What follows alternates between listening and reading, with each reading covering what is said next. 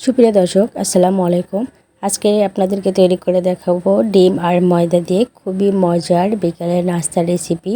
আর এই নাস্তাটি তৈরি করা এতটাই সহজ, ঘরে যদি ডিম আর ময়দা থাকে খুব সহজে এই নাস্তাটি তৈরি করতে পারবেন। নাস্তাটি তৈরি করার জন্য একটা মিক্সিং বলে নিয়ে নিচ্ছি রুম টেম্পারেচারে থাকা 2টা ডিম। মিষ্টির জন্য এখানে দিয়ে দিচ্ছি 1/3 কাপ পরিমাণ চিনি, 1/4 চা চামচ পরিমাণ লবণ, হাফ চা চামচ পরিমাণ ভ্যানিলা এসেন্স, 2 টেবিল চামচ পরিমাণ দিয়ে দিচ্ছি তেল। তো ডিমটাকে আমি ভালো করে ফেটিয়ে নিচ্ছি, খুব বেশি ফেটানোর দরকার নেই, ডিমটা ফেটে নিলেই হবে। তো ডিমটা আমি ফেটিয়ে নিয়েছি। এখন দিয়ে দিচ্ছি আমি 2 কাপ পরিমাণ ময়দা। তো আপনারা চাইলে এখানে আটা দিয়েও তৈরি করতে পারবেন।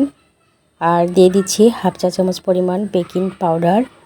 তো বেকিং পাউডারটাকে প্রথমে ময়দার সাথে মিশিয়ে নিয়ে তারপর ময়দাগুলো ডিমের সাথে ভালো করে মাখিয়ে নিয়ে একটা ডো বানিয়ে নেব।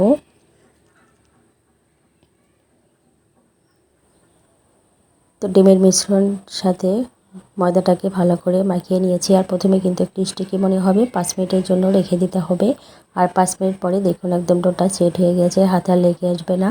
তো এই ডোটাকে আমি 2 ভাগে ভাগ করে নিয়েছি, সেখান থেকে 1 ভাগ আমি মোটা করে বেলে নিয়েছি। খুব বেশি পাতলা করা যাবে না, একটু মোটা করেই বেলে নিতে হবে।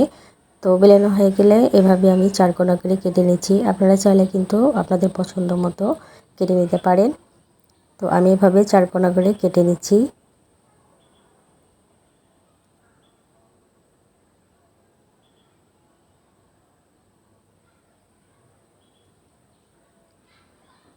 আর সবগুলো আমি এভাবে 4 কোনা করে কেটে নিয়েছি। আর এখান থেকে আমি একটা নিয়ে এভাবে নাইফের সাহায্যে মাঝখানে 2 পাশে এভাবে দাগ টেনে নিতে হবে। আর আপনারা দেখেই বুঝে নিতে হবে যে আমি কিভাবে করে নিচ্ছি। তো এভাবে 2 পাশে দাগ কেটে নিতে হবে। তো সবগুলো আমি এভাবে বানিয়ে নিয়েছি, এখন তেলে ভেজে নেব। তো তেলটা যখন হালকা গরম হয়ে আসবে তখন এই নাস্তাগুলো দিয়ে দিতে হবে। তো একে একে সবগুলো নাস্তা আমি দিয়ে দিচ্ছি।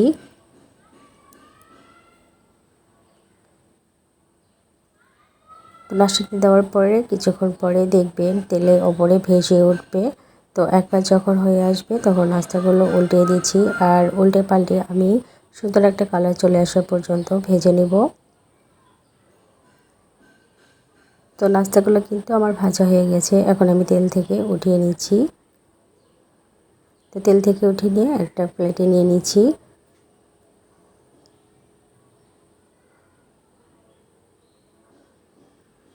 আর সবগুলো নাস্তা কিন্তু আমি ভেজে নিয়েছি। আর দেখতে পাচ্ছেন কতটা সুন্দর দেখাচ্ছে, শুধু দেখতে সুন্দরই না, খেতে কিন্তু খুবই মজার হয়। এভাবে যদি একবার বিকেলে চায়ের সাথে বা বাচ্চাদেরকে বানিয়ে দেন তাহলে কিন্তু সবাই খুবই পছন্দ করবে।